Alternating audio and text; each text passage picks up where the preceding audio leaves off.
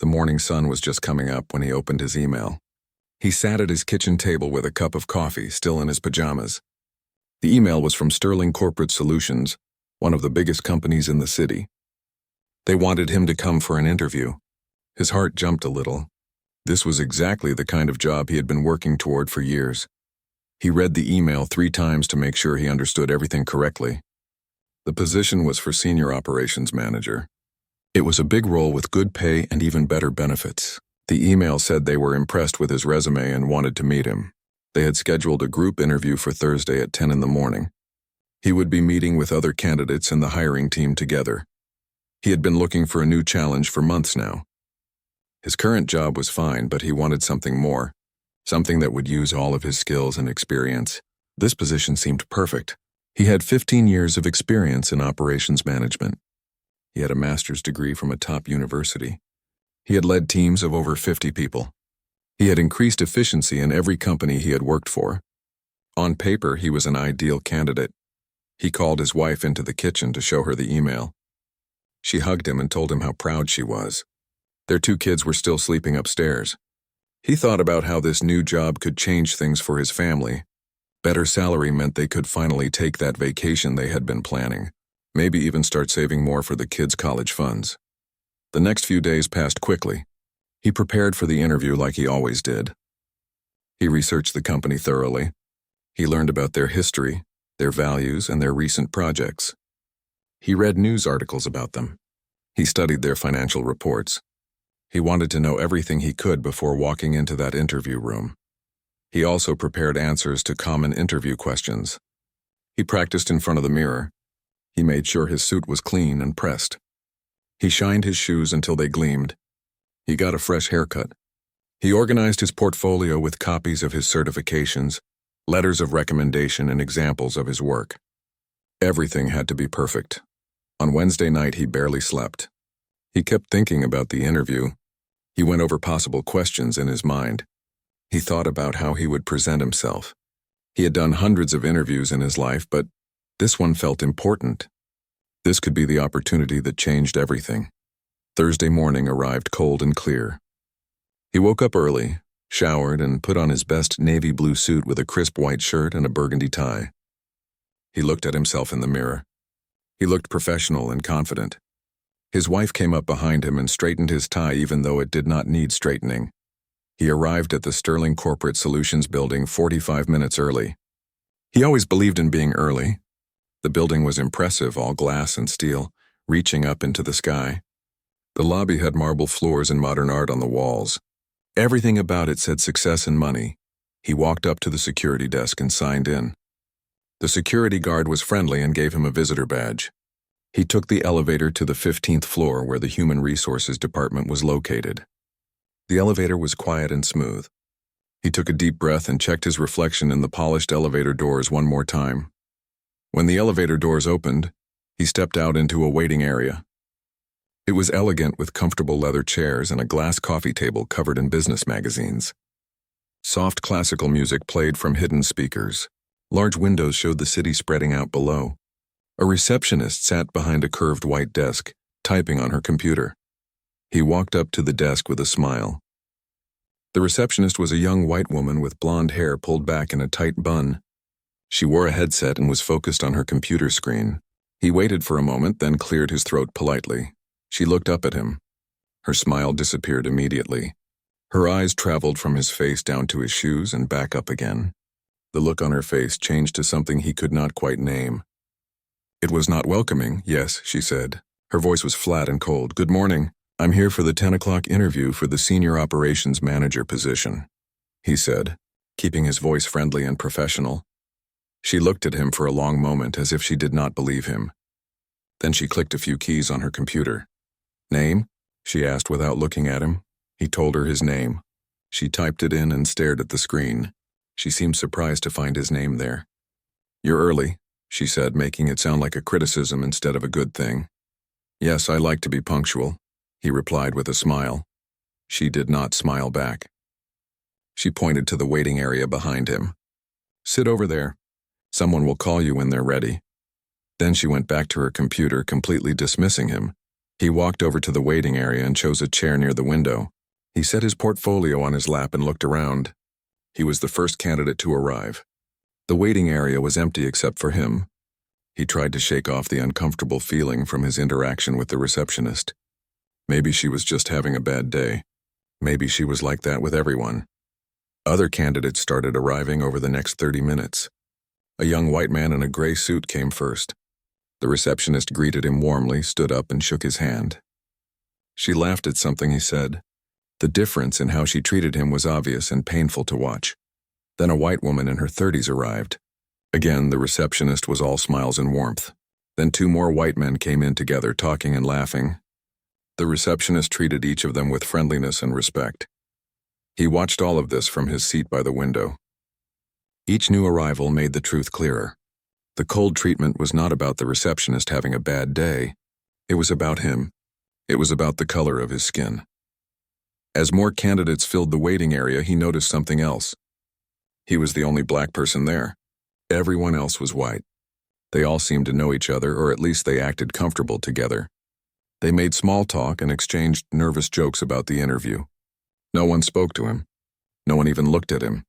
He sat quietly, his hands resting on his portfolio. Inside, he felt a familiar heaviness.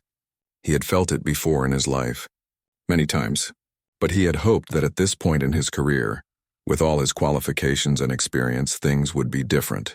He had hoped that his resume would speak loud enough that nothing else would matter. At exactly 10 o'clock, a young man came out from a hallway. He was wearing a Sterling Corporate Solutions name tag. "Good morning, everyone," he announced. "Thank you all for coming. Please follow me to the conference room." The group stood up and gathered their belongings. He stood too, straightening his jacket. He picked up his portfolio and joined the line of candidates. He noticed that as they walked, the others naturally grouped together, talking softly. He walked behind them, alone.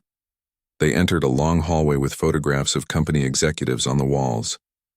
Everyone in the photos was white. Every single one. He noticed this, but tried not to let it bother him. Maybe things were changing. Maybe that's why he was here. The young man led them to a large conference room with a long table. "Please take a seat anywhere," he said. "The interview panel will be with you shortly." The other candidates rushed to grab seats. He ended up at one end of the table. He set down his portfolio and waited. His heart was beating faster now. Despite everything, he still wanted this job. He still believed his qualifications would matter most. A young man named David raised his hand. "But what if speaking up costs us our job or our opportunity? What if they retaliate against us?" It was a fair question, a hard question. "Retaliation is illegal," Reynolds answered. "But you are right that it happens anyway. So you have to weigh the risks and make the choice that is right for you. Sometimes speaking up immediately is possible. Sometimes you need to be strategic and build a case first, like I did with Sterling. Sometimes you need to protect yourself by finding a new job before you report problems at your old one." "There is no one right answer," he admitted. "Every situation is different. But what I can tell you is that staying silent forever, accepting discrimination as normal, letting it break your spirit, that is not the answer either. You have to find your way to fight back, even if it is not always immediate or obvious." The session continued with the young men sharing their own experiences and asking questions. Reynolds listened carefully and offered guidance where he could. By the end of the evening, he felt tired but fulfilled. This work, mentoring the next generation, felt as important as his FBI investigations. As the group was leaving, Marcus stayed behind. "Agent Reynolds, can I talk to you for a minute?" Of course, Marcus looked nervous. "I have a job interview next week, at a big marketing firm, and I am scared.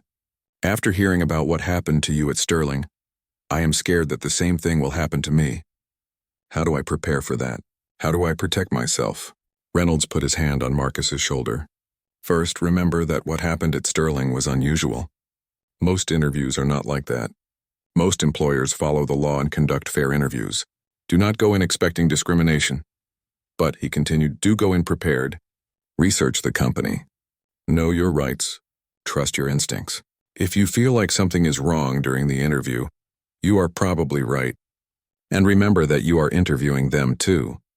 You are deciding if you want to work for them. If they show you who they are during the interview, believe them." "What if they do discriminate against me?" Marcus asked. "What do I do?" You take notes as soon as you leave. Write down what happened while it is fresh in your mind. You can file a complaint with the EEOC if you believe you were discriminated against, and you move forward. You apply to other companies. You do not let one bad experience define your career or your sense of self-worth. Marcus nodded slowly. Thank you. That helps. You are going to do great, Reynolds assured him. You are smart, qualified, and prepared. Any company would be lucky to have you. Do not forget that. After Marcus left, Reynolds sat alone in the community center for a few minutes. He thought about all the young people like Marcus out there. Qualified, talented, hopeful, facing a world that would not always treat them fairly. Needing guidance, support, and examples of how to navigate discrimination with dignity and strength. He thought about the Sterling case and its ripple effects. The settlement money would help, but the real impact was in the conversations it started. Companies reviewing their practices. People speaking up more. Witnesses learning not to stay silent. Young people understanding their rights and their value. He thought about Richard Thornton, Bradley Cooper, and Catherine Mills. Where were they now? Probably living with regret. Probably wishing they could go back and change that day. Probably finally understanding too late the cost of their prejudice. He did not feel satisfaction thinking about their downfall. He did not feel joy in their suffering. What he felt was sadness. Sadness that people could harbor such hatred. Sadness that discrimination still existed in the 21st century. Sadness that it took an FBI investigation to expose what should have been obvious, that everyone deserves to be judged on their merits. But along with the sadness, he felt hope. Hope in young people like Jennifer who learned to speak up. Hope in witnesses like Tom who found their courage. Hope in mentees like Marcus who were preparing to enter the working world with awareness and confidence. Hope in the slow but steady progress toward a more just society. Agent Reynolds stood up and gathered his things. Tomorrow would bring new cases, new investigations, new challenges. The fight against discrimination was not over. It probably would not be over in his lifetime. But every case mattered. Every person who stood up mattered. Every small victory added up to larger change. He walked out of the community center into the cool evening air. The sky was turning purple and orange as the sun set. He took a deep breath and felt grateful. Grateful for the opportunity to do meaningful work. Grateful for the people who supported him. Grateful for the chance to make a difference one case at a time. The Sterling case would be remembered. It would be taught in schools and discussed in boardrooms. It would serve as a warning and a lesson. But more importantly, it would be part of a larger story. A story of the ongoing fight for equality, justice, and human dignity. A story that had been written by countless people before him and would continue to be written by countless people after him.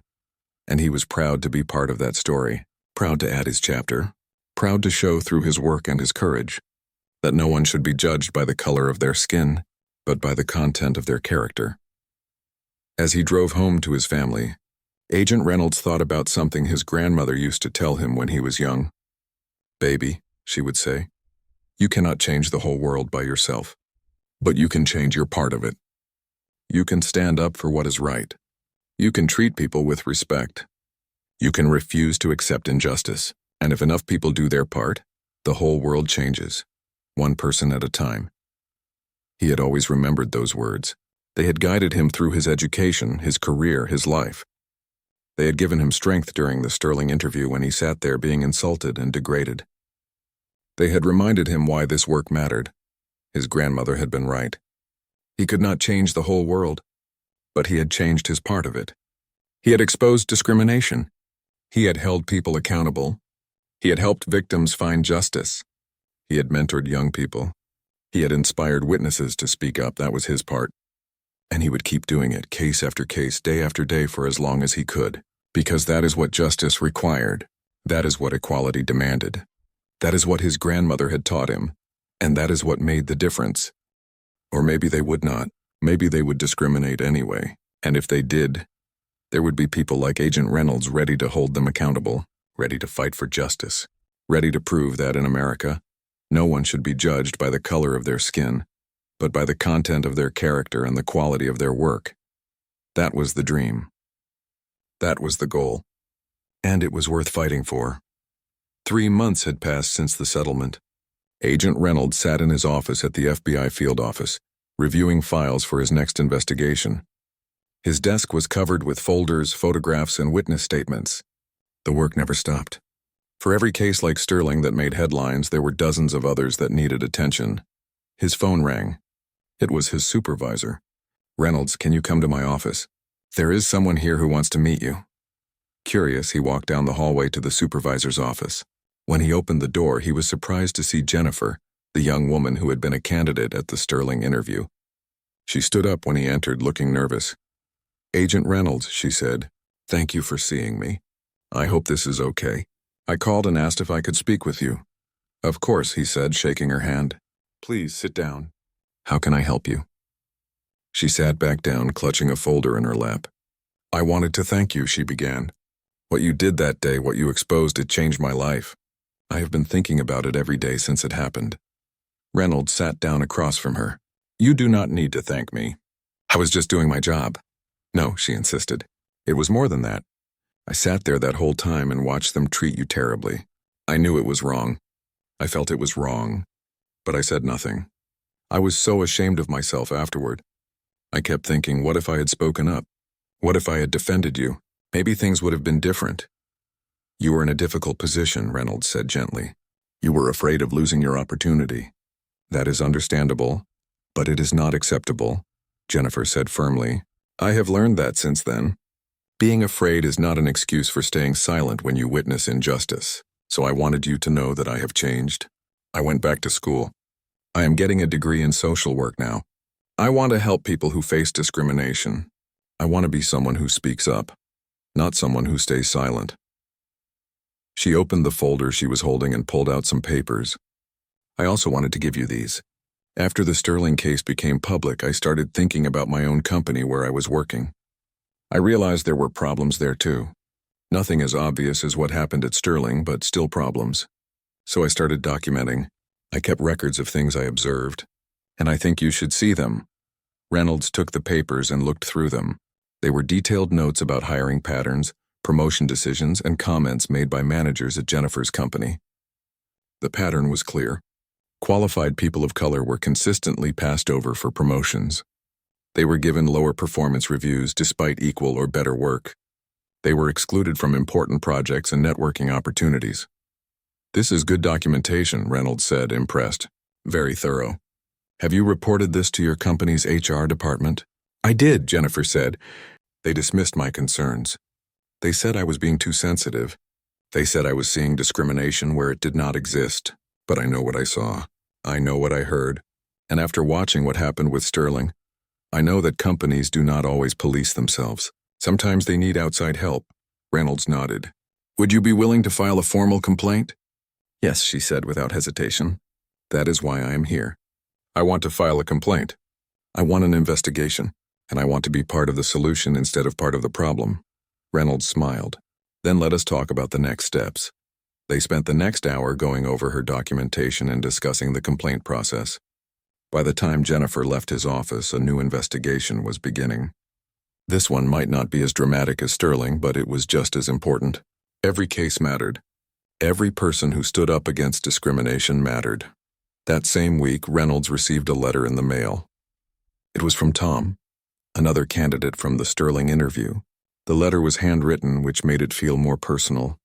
"Dear Agent Reynolds," it read, "I am writing to tell you about something that happened at my workplace because of what I witnessed at the Sterling interview. Last week, I was in a meeting where my manager made a comment about not hiring candidates from certain neighborhoods. It was subtle, but I recognized what he was really saying. He was using code words to discriminate based on race. In the past, I would have stayed silent. I would have told myself it was not my business or that I might have misunderstood. But I could not get the Sterling interview out of my mind. I kept seeing you sitting there, taking all those insults with dignity, building a case to hold them accountable. And I thought about how I had stayed silent that day, how I had been a witness to injustice and done nothing. So this time I spoke up. I said the comment was inappropriate. I said we should judge candidates on their qualifications, not their neighborhoods. My manager was shocked. Other people in the meeting looked uncomfortable. But then another person spoke up and agreed with me. Then another. We ended up having a real conversation about our hiring practices and unconscious bias. I do not know if I changed anyone's mind permanently, Maybe my manager will just be more careful about what he says in meetings. But at least I spoke up. At least I did not stay silent. And that is because of what I learned from watching you. Thank you for your courage and your service. Reynolds read the letter twice. This was why he did this work. Not for the headlines or the settlements or the recognition, but for moments like this, when people learned to stand up. When witnesses became advocates. When silence turned into action. His phone buzzed with a text message. It was from his wife. Saw the news. Another company just announced major changes to their hiring practices to avoid Sterling-type situations. Your case is still making waves. Proud of you. He smiled and texted back a heart emoji. His wife had supported him through the entire Sterling investigation. She had listened to him talk through the stress of sitting in that interview and being insulted. She had celebrated with him when the settlement was reached. She understood the importance of this work, even when it was hard. That evening, Reynolds went to his regular mentorship program. Once a week, he met with a group of young black men from the local community. They ranged in age from 16 to 22. Some were in high school, some in college, some working their first jobs. He had been mentoring this group for 3 years now. When he walked into the community center where they met, the young men greeted him enthusiastically. "Agent Reynolds, we saw you on the news again," one of them called out. Another article came out about the Sterling case, another added. They are calling it one of the most important discrimination cases in years. Reynolds set down his bag and sat with the group. "The Sterling case is important," he said. "But I want to talk to you about something more important. I want to talk about your value." The young men settled down and listened. "Every one of you in this room is valuable," Reynolds began. "You have skills, talents, intelligence, and potential. But there will be people in your lives who will not see that. They will look at you and see only the color of your skin. They will make assumptions about who you are, what you are capable of, where you come from." He paused and looked at each young face. Some of you have already experienced this. Discrimination in school, at work, in your daily lives. And I am not going to lie to you and say it will stop. You will face it again. Maybe not as obvious as what happened at Sterling, but you will face it. "So what do we do?" asked Marcus, one of the youngest members of the group. "How do we handle it?" "First," Reynolds said, "you know your worth. You do not let anyone else define your value. When someone tries to make you feel less than, you remember who you are. You remember your qualifications, your achievements, your strength. Second, you document everything. If you face discrimination at work or school, write it down. Keep records. Save emails. Note dates and times and witnesses. If you ever need to prove what happened, you will have evidence. Third, you know your rights. Learn about employment law, civil rights laws, and the protections available to you. Knowledge is power. Understanding your legal rights helps you stand up for yourself. Fourth, you speak up when you can safely do so. Report discrimination to HR or school administrators or appropriate authorities. File complaints when necessary. Do not let discrimination go unchallenged. And fifth, he concluded, you help each other. When you see someone else facing discrimination, you stand with them. You speak up for them. You be the person you would want someone to be for you. By the end of that day, the CEO of Sterling Corporate Solutions had been briefed by the legal department. He immediately called an emergency meeting with the board of directors. By 6 p.m., Richard Thornton, Bradley Cooper, and Catherine Mills had all been terminated. Their employee access was revoked. Security escorted them from the building with boxes containing their personal belongings. Other employees watched as they left, whispering to each other. Word had spread throughout the company about what had happened. The CEO released an internal memo stating that the company had zero tolerance for discrimination and that the 3 employees had been fired for violating company policy and federal law. The memo promised a full review of all hiring practices and mandatory training for all staff members, but the damage was done. The story leaked to the media within 2 days. First, it appeared on employment law blogs. Then local news picked it up. Within a week, it was national news. FBI agent exposes discrimination in corporate interview. Read one headline. Undercover investigation catches racist recruiters, said another. The news stories included quotes from legal experts explaining how severe the violations were. They included reactions from civil rights organizations praising the FBI's investigation. They included statements from Sterling Corporate Solutions, desperately trying to distance themselves from the 3 fired employees. Agent Reynolds did not give interviews to the media. That was not his job. His job was to investigate and build the case. The legal team would handle the rest. But he did release a formal statement through the FBI's Civil Rights Division. This case represents a troubling reality that many qualified job candidates face. Discrimination in hiring practices continues to be a serious problem. People are judged not by their qualifications, experience, or abilities, but by their race, gender, or other protected characteristics. This investigation sent a clear message that such discrimination will not be tolerated and will be prosecuted to the full extent of the law. 3 weeks after the interview, formal charges were filed. The United States Attorney's Office announced a lawsuit against Sterling Corporate Solutions for systematic discrimination. The lawsuit detailed not just what happened in the interview with Agent Reynolds, but evidence of a pattern of discrimination going back years. During the investigation, other victims had come forward, other people of color who had been rejected for jobs despite strong qualifications, other people who had experienced similar treatment. The lawsuit demanded millions of dollars in damages. It required the company to implement new hiring practices with federal oversight. It mandated diversity training for all employees. It established a process for monitoring future hiring decisions. It was one of the largest discrimination cases filed against a corporate employer in recent years. Sterling Corporate Solutions tried to fight the lawsuit at first.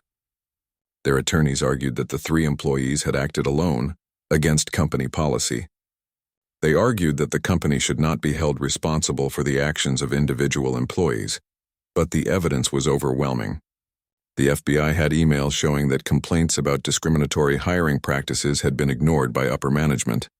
They had statistics showing that out of hundreds of management positions filled over the past 5 years, only 3 had gone to people of color, despite hundreds of qualified minority candidates applying. They had testimony from other employees who said discrimination was common knowledge within the company.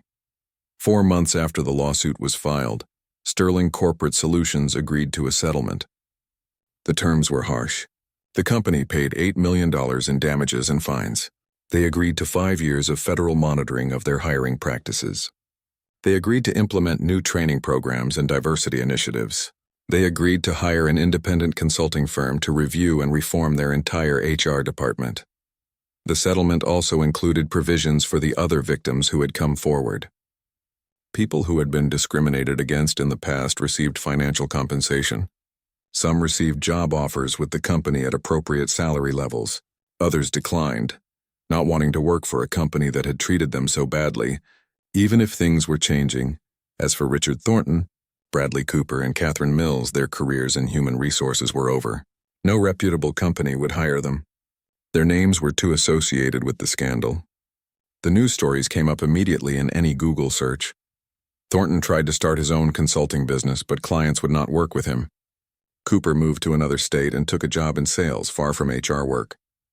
Mills left the corporate world entirely and took a job teaching at a small community college, though even there she faced protests from students who knew about her past. They also faced personal lawsuits.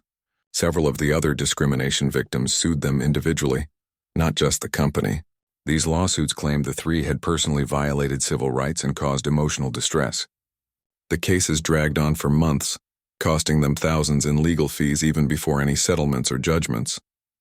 But the impact went beyond just these 3 people, or even Sterling Corporate Solutions. The case became a teaching example in law schools and business schools. It was used in training programs to show what not to do. It was cited in other discrimination cases as precedent. Companies across the country took notice. Many reviewed their own hiring practices, worried that they might be next. Some made genuine changes, others just tried to cover their tracks better. But either way, the conversation about discrimination in corporate hiring was happening more openly than before. Agent Reynolds continued his work with the FBI's Civil Rights Division. The Sterling case was just one of many investigations he worked on, but it was one of the most clear-cut cases he had ever seen. Rarely did discriminators make their biases so obvious. Usually they were more careful, more subtle. But sometimes people became so comfortable in their prejudice that they stopped hiding it. That is when investigators like Reynolds could catch them. 6 months after the interview, Reynolds was asked to speak at a conference for young professionals of color. He rarely did public speaking, but this felt important. The conference was held at a hotel downtown, and hundreds of young people attended, hoping to learn about building successful careers. When it was his turn to speak, Reynolds walked onto the stage to enthusiastic applause. Many in the audience knew about the Sterling case. They knew what he had done. They saw him as a hero, someone who had stood up against discrimination and won. But when he spoke, he did not talk much about the Sterling case.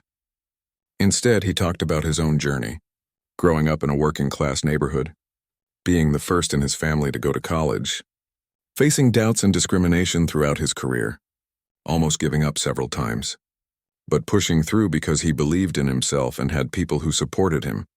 The Sterling case got a lot of attention, he told the audience. But the reality is discrimination happens every day. It happens in ways that are not as obvious. It happens in performance reviews where qualified people of color are rated lower than their white colleagues. It happens in promotions that go to less qualified candidates. It happens in networking opportunities that are only offered to certain people. It happens in 1,000 small ways that add up to major barriers. He paused and looked out at the young faces in the audience. Some of you will face what I faced. You will walk into interviews where you are qualified, prepared, and professional, and you will still be judged by the color of your skin. It is not fair. It should not happen. But it does. My advice to you is this: do not let it stop you. Document everything. Keep records. Know your rights, and never accept discrimination as normal or acceptable. There are laws to protect you. There are organizations that will support you. There are people like me working to make sure those who discriminate face consequences. But more importantly, he continued, believe in your own worth. Believe in your qualifications. Believe in your abilities. Do not let anyone make you doubt yourself. Those 3 people at Sterling tried to make me feel less than. They tried to make me believe I did not belong. But I knew better. I knew my worth. And that is what got me through. The audience gave him a standing ovation. Afterward, several young people came up to thank him and share their own stories of discrimination. He listened to each one, offered advice, and encouraged them to keep fighting. As he drove home that night, Reynolds thought about how much things had changed and how much they had stayed the same. Discrimination was not solved. One case, one lawsuit, one settlement did not fix a problem that had existed for generations. But every case mattered. Every victim who came forward mattered. Every person who refused to accept discrimination mattered. The Sterling case would fade from the news eventually. Other stories would take its place, but the impact would remain. The people at that company who witnessed what happened would remember. The other candidates in that interview room would remember. The young professionals who heard him speak would remember. And maybe, just maybe, the next Richard Thornton or Bradley Cooper or Catherine Mills would think twice before letting their prejudice show. Maybe they would remember what happened to their predecessors. Maybe they would choose differently. Let me review what happened here today, Reynolds said, walking slowly around the table. The 3 panel members turned in their chairs to watch him, fear written on their faces. You questioned my education and suggested it might have been a diversity program. You asked if I actually graduated from Stanford. You questioned every accomplishment I claimed. You asked me about my neighborhood and who I associate with. You suggested I could only attend high-level events as service staff. You told me I would not fit in with your culture. You laughed at me. You mocked me. You suggested I apply for a janitor position instead. And Mr. Thornton, you actually referred to other people as my betters. With each accusation, the panel members seemed to shrink further into their chairs. Thornton had his head in his hands. Cooper was pale and sweating. Mills was crying silently, tears running down her face. Every single one of those actions violated federal employment discrimination laws, Reynolds continued. Title VII of the Civil Rights Act of 1964 makes it illegal to discriminate against job applicants based on race, color, religion, sex, or national origin. What you did today violated that law in multiple ways. We did not mean, Mills started, but Reynolds held up his hand. You did not mean to get caught, he said sharply, but you absolutely meant to discriminate. Every question, every comment, every insult was deliberate. You knew exactly what you were doing. You have probably done it many times before, but today you did it to a federal agent, and that changes everything. He walked back to his seat and gathered his badge and recorder. This investigation is now concluded. The evidence will be turned over to the Civil Rights Division and to the United States Attorney's Office. They will determine what charges will be filed. Charges? Thornton looked up, panic in his eyes. Criminal charges? Possibly, Reynolds said. That is up to the prosecutors. But I can tell you that Sterling Corporate Solutions will definitely face civil charges. You will be sued by the federal government for systematic discrimination. The penalties could be substantial. Millions of dollars in fines, mandatory oversight and reform of your hiring practices, years of federal monitoring. He paused and looked at each of them. And as for you three personally, I imagine the company will terminate your employment immediately. They will do everything they can to distance themselves from you. They will say you acted alone, against company policy. They will throw you under the bus to save themselves. And you will probably face personal lawsuits as well, from the company, from other people you have discriminated against, possibly from civil rights organizations. The weight of their situation was crushing them. These people who had felt so powerful, so untouchable, now understood they had destroyed their own lives, all because they could not see past the color of someone's skin. Reynolds turned to the other candidates who had been sitting frozen throughout this entire revelation. I apologize to all of you, he said. I know this was an uncomfortable situation to witness, but I want you to know that you are not in any trouble. You did nothing wrong. In fact, your presence here as witnesses is important. You saw everything that happened. You heard everything that was said. Jennifer was crying openly now. I should have said something, she sobbed. I should have defended you. I am so sorry. I was just scared. I understand, Reynolds said gently. And I do not blame you. Speaking up in situations like this takes courage, but I hope that from now on you will find that courage. When you see discrimination happening, say something. Do something, because silence allows this kind of behavior to continue. Tom, one of the other candidates, raised his hand shakily. What happens to us now? Are we still being considered for the job? Reynolds actually smiled slightly. The position was real. The company does need to fill it.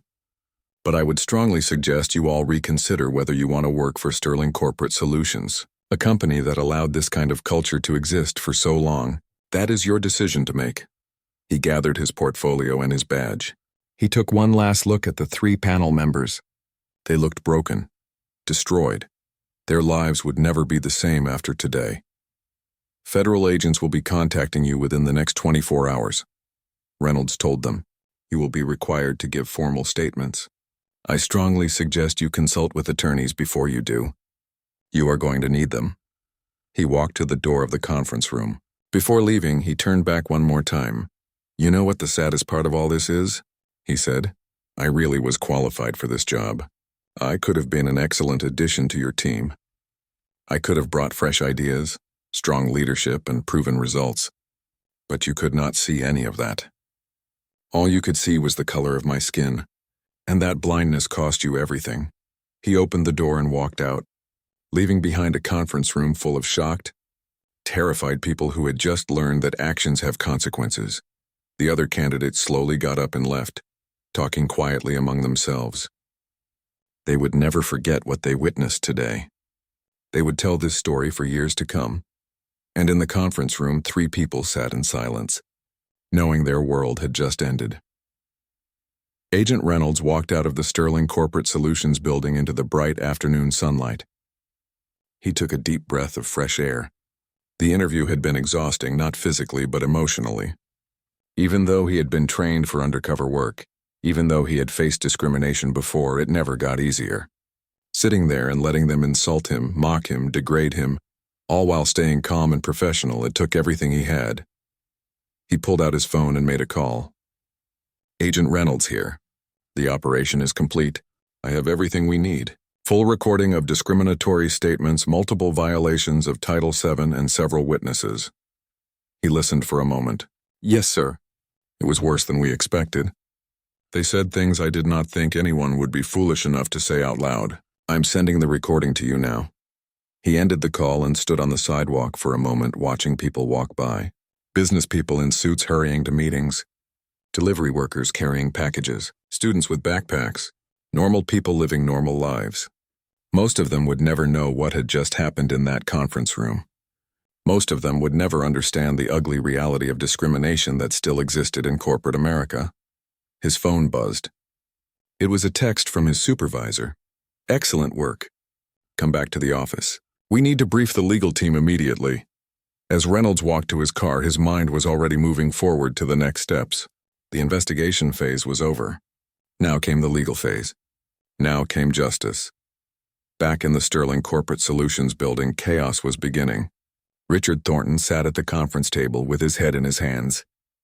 Bradley Cooper was pacing back and forth, his phone pressed to his ear, trying to reach his personal attorney. Catherine Mills had stopped crying but sat frozen, staring at nothing. "We are finished," Thornton said quietly. "Do you understand that? We are completely finished." "Maybe not," Cooper said, though his voice held no confidence. "Maybe we can claim he entrapped us. Maybe we can say the recording is inadmissible." "You are an idiot," Mills snapped. "He is FBI. He knows what he is doing. Everything he did was legal. We are the ones who broke the law. We are the ones who said those things. We need to call the CEO," Thornton said. "We need to tell him what happened before the FBI does." Cooper stopped pacing. "Are you insane? If we tell the CEO, he will fire us on the spot." "He is going to find out anyway," Mills said. "The FBI will be contacting the company. There will be lawsuits. This will be in the news. We cannot hide this." There was a knock on the conference room door. All three of them jumped. The door opened and a young man from the IT department stepped in. "Excuse me," he said nervously. "I am supposed to collect all recording devices and secure the security footage from this floor." "Orders from legal." They stared at him in confusion. "What do you mean?" Thornton asked. "The FBI called. They requested all security camera footage from today, all access logs, and all electronic communications. The legal department is freaking out. They are already securing everything." The young man looked at them with something between pity and disgust. "They know. Everyone knows. Word spreads fast in this building." He collected a small camera from the corner of the conference room that they had not even noticed was there and left quickly, as if he did not want to be associated with them any longer than necessary. "Security cameras," Cooper said weakly. "They have video of everything too, not just audio. They can see our faces, our expressions, how we laughed at him." Mills stood up suddenly. "I am leaving. I am going home. I need to figure out what to do." "We should stay together," Thornton said. "We should get our stories straight." "Get our stories straight?" Mills turned on him angrily. "There is no story to get straight. There is only the truth. We discriminated against a job candidate. We said horrible, illegal things. It is all recorded. There is no story that fixes this." She grabbed her bag and walked out, leaving the two men sitting in the conference room alone. Richard Thornton shrugged. "If the shoe fits," he said. Then he actually laughed. He looked at Cooper and Mills, and they laughed too. They were laughing at him, openly mocking him. The other candidates looked horrified. Tom was shaking his head. David looked sick. Jennifer had tears in her eyes. But none of them said a word. They were afraid. Afraid of losing their own chance at a job. Afraid of being associated with him.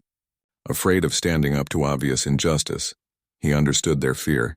But understanding it did not make it hurt any less. "You know what the funny thing is?" Thornton said, still chuckling. "People like you think you can just walk into places like this and demand respect. You think a degree from some diversity program makes you equal to people who have been groomed for success their whole lives. You think you deserve to sit at the same table as your betters. Your betters." He actually said it, as if some people were inherently better than others based on their race. "People like me." He repeated softly. "Tell me, Mr. Thornton, what exactly do you mean by people like me?" Thornton's smile widened. He thought he had won. He thought he had broken this man down. "I think you know exactly what I mean," he said. "We all do. Let us stop pretending." Bradley Cooper leaned back in his chair, completely relaxed now. "Look, no hard feelings, okay? This just is not going to work out. You are not what we are looking for. You should probably look for opportunities elsewhere. Places where you would be more comfortable, where you would fit in better with people from your own background." Catherine Mills nodded in agreement. "I think that is fair," she said. "There are many companies out there. Companies with different cultures, different expectations. Companies that might be more aligned with your particular strengths and background." They were telling him to leave. They were dismissing him. They thought this was over. They thought they could just send him on his way and continue with their day. Continue with their lives. Continue discriminating against people whenever they felt like it. He looked down at his portfolio. His hand rested on top of it. Inside was everything they needed to know. Inside was the truth about who he was. Inside was the power to change everything that was about to happen to them. He took a slow, deep breath. He thought about all the training he had received, all the investigations he had been part of, all the cases he had built against people who thought they were above the law, people who thought they could abuse their power without consequences. This was his job. This was what he did, and he was very, very good at it. Actually, he said quietly, I do not think I will be leaving just yet. He placed both hands flat on his portfolio. I have a few more things to show you. Some things I think you will find very interesting. Richard Thornton frowned. What are you talking about? This interview is over. You need to leave. In a moment, he said. His voice was calm, but there was something in it now that made everyone stop.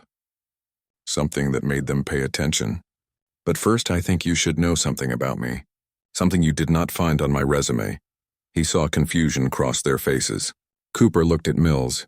Mills looked at Thornton. They had no idea what was coming.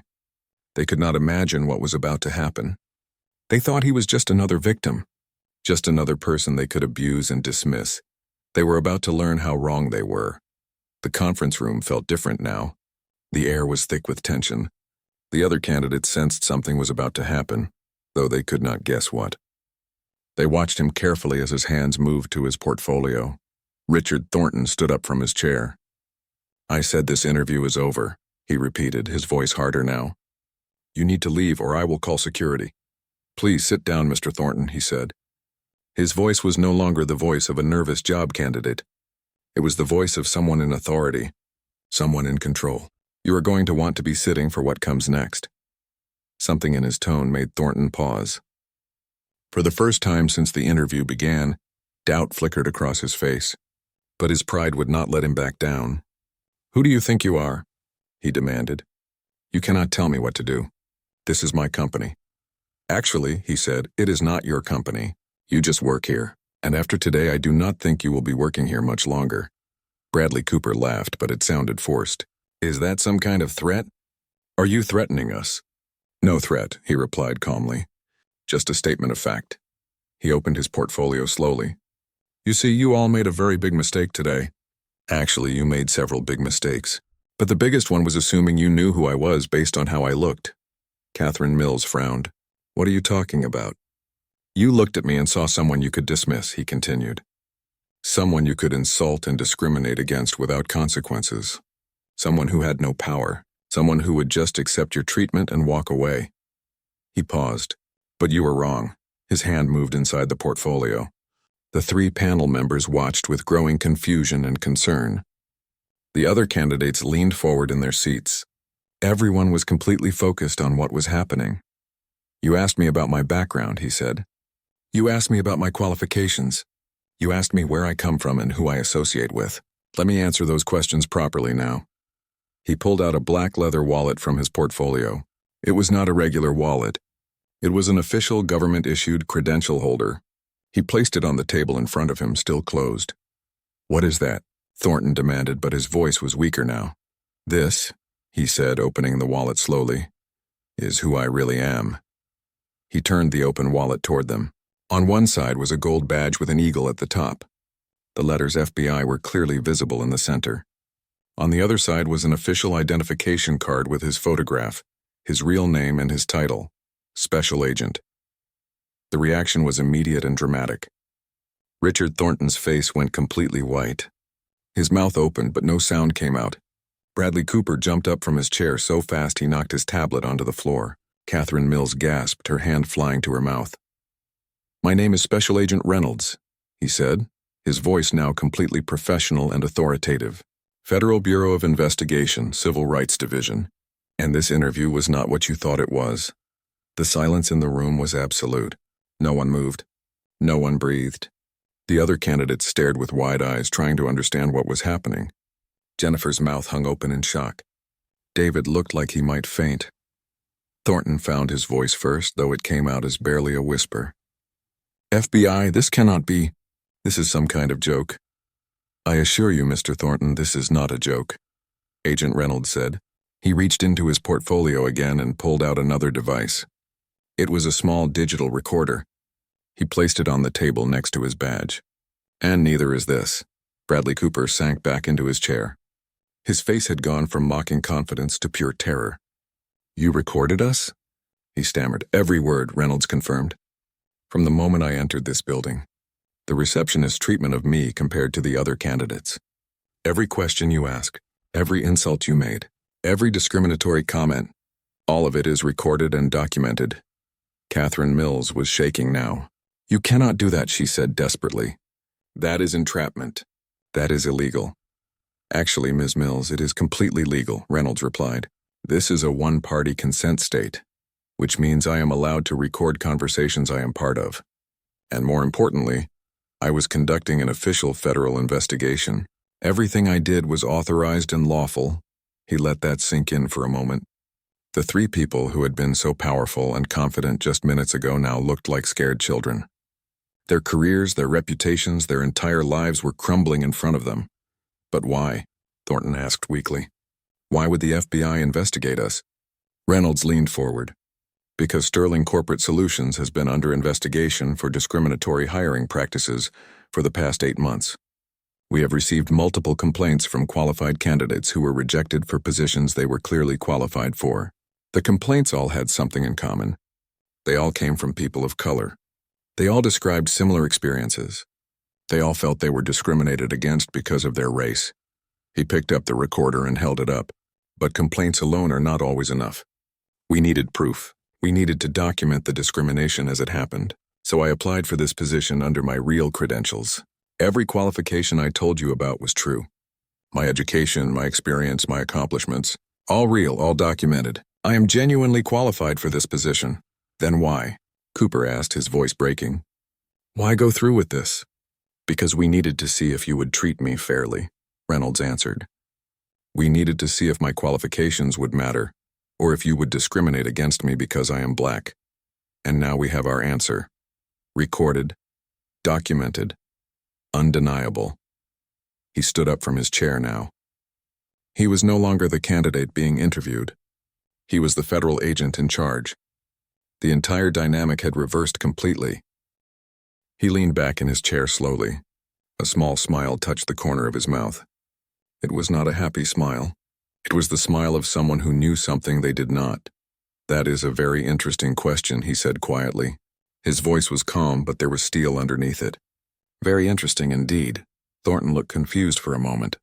He had expected anger or an awkward response. Instead, he got calm confidence. Let me ask you something, he continued. Are you familiar with Title VII of the Civil Rights Act? What about the Equal Employment Opportunity Commission guidelines on interview questions? Now all three panel members looked uncomfortable. Bradley Cooper's smirk faded. Catherine Mills sat up straighter. Richard Thornton's eyes narrowed. We are simply trying to assess cultural fit, Mills said quickly. There is nothing illegal about that. Cultural fit, he repeated slowly. Is that what you call asking if someone can relate to old money families and country club members? Is that what you call suggesting that prestigious clients will not be comfortable with someone like me? The air in the room changed. The power dynamic shifted. The panel members exchanged glances. They were realizing they might have gone too far, but they had no idea how far they had really gone. They did not know that every word they said had been carefully noted. They did not know who was really sitting at their conference table. They did not know that this interview was about to change their lives forever. He slowly reached for his portfolio and placed his hands on it. Inside was his badge. Inside was proof of who he really was. But he was not ready to show them yet. He wanted to hear what else they would say. He wanted them to dig themselves deeper into the hole they were creating. Please continue with your questions, he said calmly. I am very interested in hearing more about your hiring process. Richard Thornton shifted in his seat. The confidence he had shown throughout the interview was starting to crack. He cleared his throat and looked at his colleagues. Catherine Mills was staring at her notepad, suddenly very interested in whatever was written there. Bradley Cooper had stopped smiling completely. I think we have covered most of what we need to know, Thornton said. His voice had lost some of its commanding edge. Does anyone have any final questions? The other candidates remained silent. They all looked uncomfortable now. The atmosphere in the room had changed from professional to hostile to something else entirely. It felt like the moment before a storm breaks. Actually, I do, Bradley Cooper said. He was trying to sound casual, but there was an edge to his voice. I want to go back to something. You mentioned working at 3 different companies, but you did not mention anything about community involvement or cultural activities. He leaned forward. What do you do outside of work? What kind of neighborhoods do you live in? What kind of people do you associate with? The question was absurd. It had nothing to do with the job. It was designed to get him to reveal something they could use against him. Maybe he lived in a predominantly black neighborhood. Maybe he belonged to a black church or community organization. They wanted ammunition. I live in a diverse neighborhood, he answered carefully. I'm involved in youth mentorship programs. I volunteer at a food bank. I coach Little League baseball. As for what kind of people I associate with all kinds of people. Good people. Honest people. People who judge others by their character and abilities, not by their appearance. The last part was pointed. He wanted them to hear the accusation in his words. Thornton's face flushed red. Are you suggesting something? He asked sharply. I am simply answering your questions honestly, he replied, keeping his voice even. Is there a problem with my answer? No, no problem, Catherine Mills said quickly, trying to smooth things over. But her eyes were nervous now. We are just trying to get a complete picture of each candidate. Of course, he said. And I am sure you ask all candidates about their neighborhoods and who they associate with. He let the words hang there. Everyone in the room knew they had not asked any other candidate those questions. Everyone knew this entire interview had been different for him than for anyone else. Bradley Cooper's face twisted into an ugly expression. He seemed to have decided that subtlety was no longer necessary. Look, he said, leaning back in his chair. Let me be frank with you. Sterling Corporate Solutions has a reputation to maintain. We have standards. Our clients expect a certain type of person when they deal with us. They expect people who look and act a certain way. What way is that? He asked quietly. Professional, Cooper said. Polished, educated, from good backgrounds. And you do not think I am professional, polished, and educated? He asked. Despite my degrees, my experience, and my track record? I think, Cooper said slowly, that there are some things you cannot get from a degree or a job. Some things are just about who you are, where you come from, your culture. There it was, out in the open now. Not quite saying the words, but close enough that everyone understood. Jennifer, the young white woman, looked like she wanted to sink into the floor. David was staring at his hands. The other candidates were frozen in their seats. Richard Thornton decided to join in. He had been quiet for a moment, but now he leaned forward with a nasty smile. Let me put it another way, he said. We have a certain environment here. Our executive team golfs together. They have dinner parties at each other's homes. Their kids go to the same private schools. Their wives shop at the same boutiques. They vacation in the same places. He paused. Does that sound like a world you would fit into? Honestly, the message was clear. He did not belong. He would never belong. No matter what his qualifications were. No matter what he had accomplished. In their eyes, he was not one of them and never could be. What if I told you, he said slowly, that I have golfed at some of the most exclusive courses in the country? What if I told you my children attend an excellent private school? What if I told you I have dined with governors, congressmen, and corporate CEOs? Thornton laughed. It was a cruel, mocking laugh. Then I would say you are exaggerating. Or maybe you were there as service staff. He looked at Cooper and Mills, and they both smirked. Maybe you parked their cars or served their drinks. The insult was so blatant, so vicious that even the other candidates gasped. One of the men, Tom, shook his head in disbelief. Jennifer looked like she might cry, but still no one spoke up. No one defended him. They were witnesses to blatant discrimination, but they remained silent. He felt the anger boiling inside him now.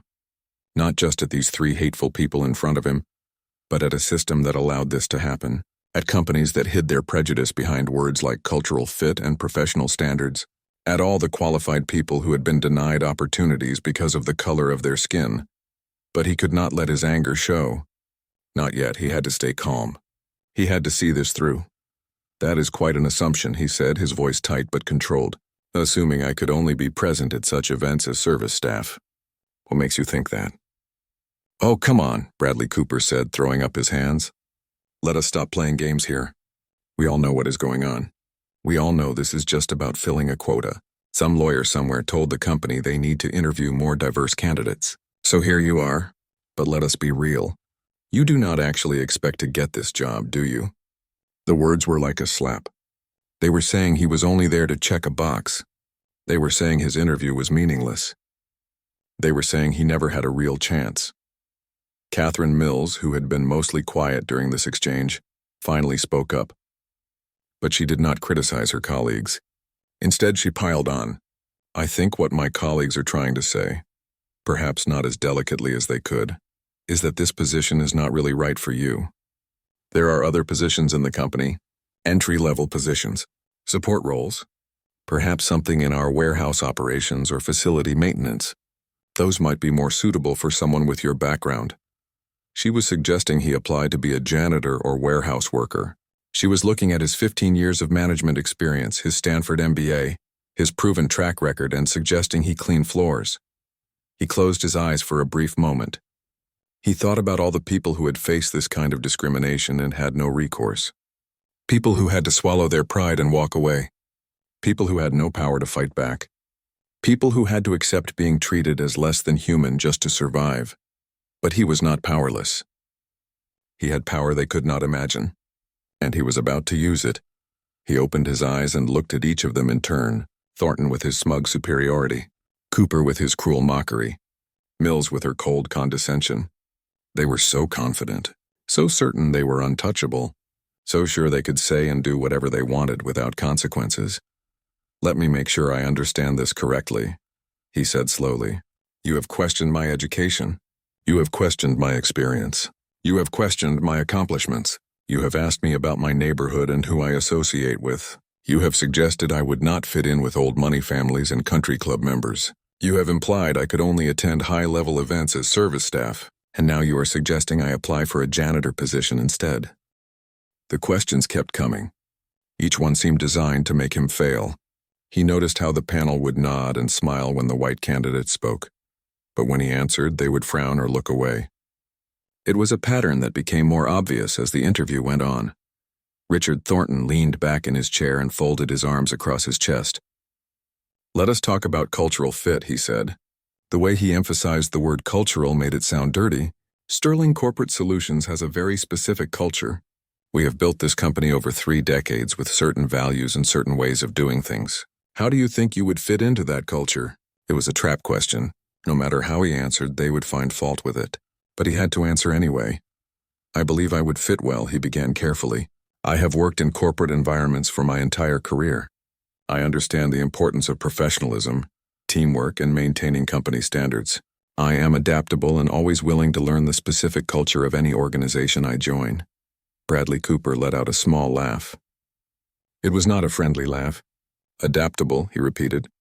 That is an interesting word. But some things cannot be adapted. Some things are just natural. You either have them or you do not. I'm not sure I understand what you mean, he said, even though he understood perfectly. He wanted them to say it out loud. He wanted them to be clear about what they were implying. What Bradley means, Catherine Mills jumped in, is that our culture is very established. Our senior management team has worked together for years. They have relationships, they understand each other, they speak the same language, literally and figuratively. She paused and looked at him. Sometimes bringing in someone from a very different background can disrupt that harmony. There it was. Not quite openly racist, but close enough. They were saying he was too different. They were saying he did not belong, I see, he said slowly. I have actually found that diversity in teams often leads to better problem-solving and innovation. Different perspectives can strengthen an organization rather than weaken it. Richard Thornton waved his hand like he was swatting away a fly. That is what people say in diversity seminars, he said dismissively. But in the real world, in actual business operations, you need people who understand each other without having to explain everything. You need people who share common ground. The young white woman named Jennifer, who had looked sympathetic earlier, finally spoke up. Her voice was quiet. Excuse me, but I think different perspectives can be valuable. At my current job, thank you, Jennifer. Catherine Mills cut her off with a cold smile. But we are not asking for your opinion right now. We are trying to assess each candidate individually. Jennifer's face turned red. She looked down at the table and did not speak again. He felt sorry for her. She had tried to help, even just a little, and they had shut her down immediately. Now she knew what would happen if she spoke up again. The interview moved on to questions about specific work scenarios. They asked all the candidates to describe how they would handle a crisis situation where a major shipment was delayed. David, the first candidate, gave an answer about calling the client immediately and finding alternative solutions. The panel praised him for his proactive thinking. Another candidate named Tom talked about analyzing the supply chain to prevent future delays. Richard Thornton said it showed excellent strategic thinking. When it was his turn, he described a similar situation he had actually faced in his previous job. He explained how he had contacted multiple suppliers, found an alternative source, and delivered the product only 2 days late instead of 2 weeks. He had also implemented a backup supplier system that prevented similar problems in the future. That sounds rehearsed, Bradley Cooper said flatly. Like you prepared that story just for this interview. It is a real example from my work history, he replied. I can provide documentation and references who can confirm it. Anyone can prepare references, Thornton said with a shrug. We have seen it all. People coaching each other, making up stories. It is very common in certain communities. The word certain communities hung in the air. Everyone knew what he meant. The other candidates shifted in their seats. Some looked at the table. Some looked at the wall. No one looked at him. He felt anger burning in his chest, but he forced himself to stay calm. He had been trained for situations like this. He knew how to control his emotions even when people were trying to provoke him. His job required it. His life had required it. Catherine Mills picked up a piece of paper and pretended to read it. I see you have changed jobs several times in your career, she said. 3 companies in 15 years. That seems like a lot of movement. Are you someone who has trouble maintaining relationships? Do you have problems with authority? It was a ridiculous question. 3 companies in 15 years was completely normal. In fact, staying at one company for too long could sometimes hurt your career growth. But she was framing it as a negative, as a character flaw. Each move I made was for career advancement, he explained. I started as a junior operations coordinator, moved up to operations manager, and then to senior operations manager. Each position was a step forward in responsibility and leadership. Or, Bradley Cooper suggested with a smirk, maybe you left because you could not handle the job. Maybe you had to leave before they fired you. This was beyond unprofessional now. They were not even pretending to conduct a fair interview anymore. They were openly attacking him, making accusations with no basis, in fact. I have letters of recommendation from supervisors at all 3 companies, he said firmly. I left each position on excellent terms.